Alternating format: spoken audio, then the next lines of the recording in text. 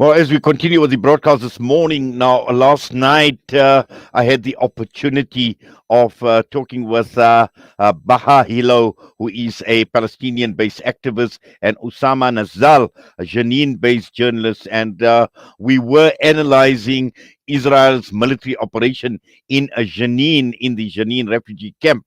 And also at that same point in time, we unveiled the timing and motives behind the invasion, and clearly a scathing report back and an analysis by both Baha Hilo and Osama Nazal. And we thought that it would be important, it would be relevant to play out parts of this interview that we had, taking a look at Israel, taking a look at the Zionist entity, taking a look at the savagery and the brutality that had unfolded at the Jenin refugee camp. So for the next few minutes, we are going to play out this interview. Remember, this interview is going out live on our various platforms, so you can view them on our Facebook, our YouTube channel as well. And for those of you who are on other platforms, the audio will be played out as well. So take a listen to what both Baha Hilo and Usama Nazal had to say.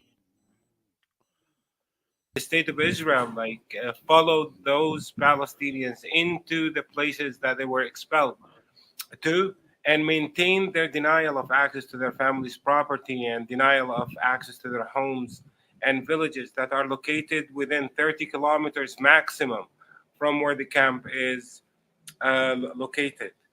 From 1967 up until today, the state of Israel have been bombing and murdering Palestinians into submission, especially in the refugees camps. The reason refugees camps have been turned into hubs of rejection of Israeli oppression and hubs of rejection of Israeli criminal behavior is because we are talking about families that were robbed of everything and being ruled by the exact same criminal regime that have robbed them of everything. The criminal behavior that we witnessed in the past 2 days also is not exceptional. Since the beginning of January of this year, the Israeli criminals have invaded that camp in particular 20 times and have murdered more than 40 people, including the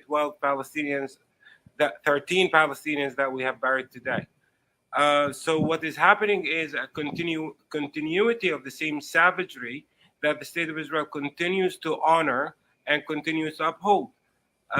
For us, this is just another day of witnessing another act of criminal behavior carried out by this savage regime. Definitely. And also, we'd like to bring Osama into the discussion. And Osama, obviously,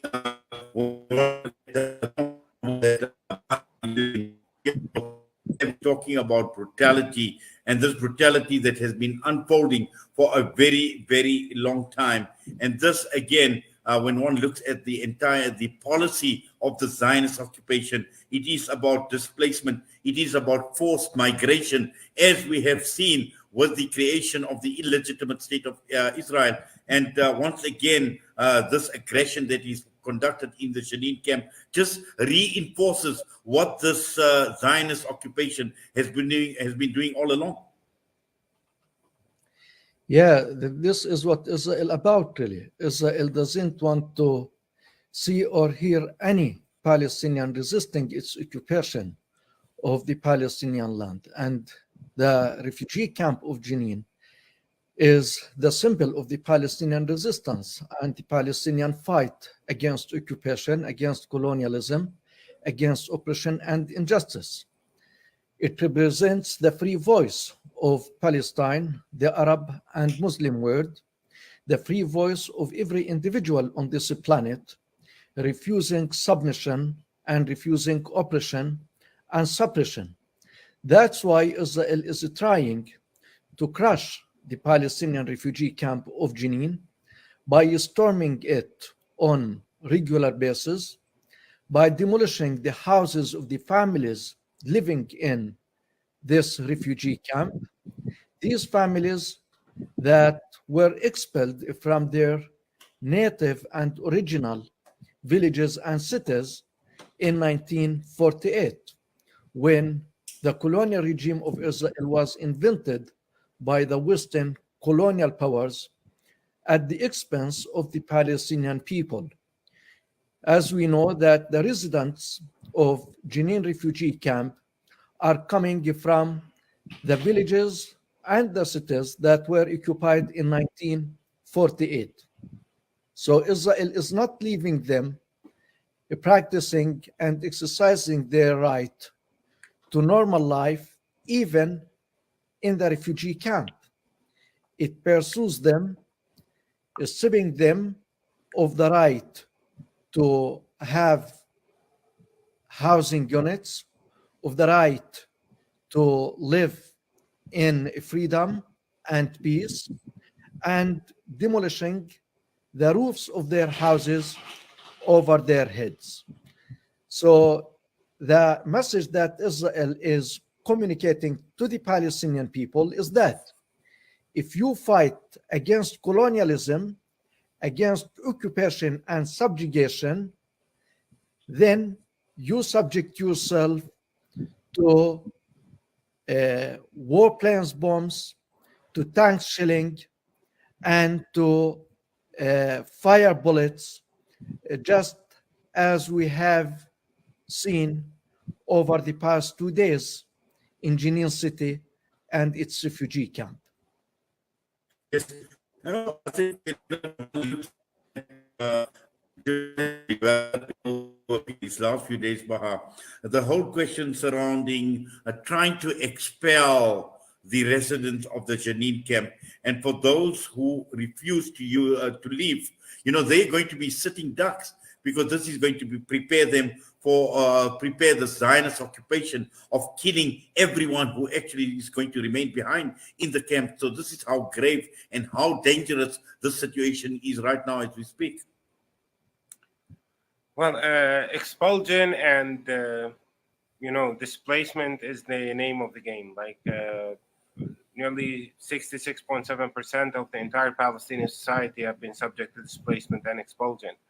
And many of us have experienced expulsion, which means losing everything once, twice, three, four times in one lifetime. Like, let's remember that Jenin refugees camp have managed to rise from the ashes of the destruction and flattening that was carried out by the criminals of the state of Israel back in the year 2002.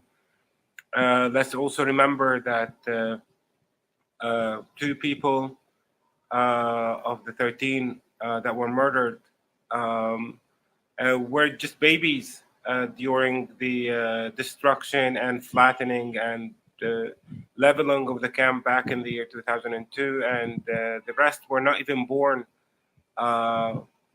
when that happened.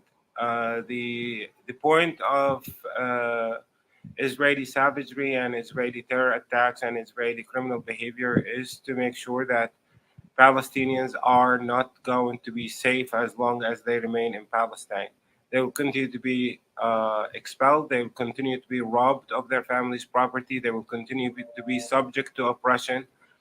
And any of those who express rejection rather than submission to that criminal behavior will be murdered.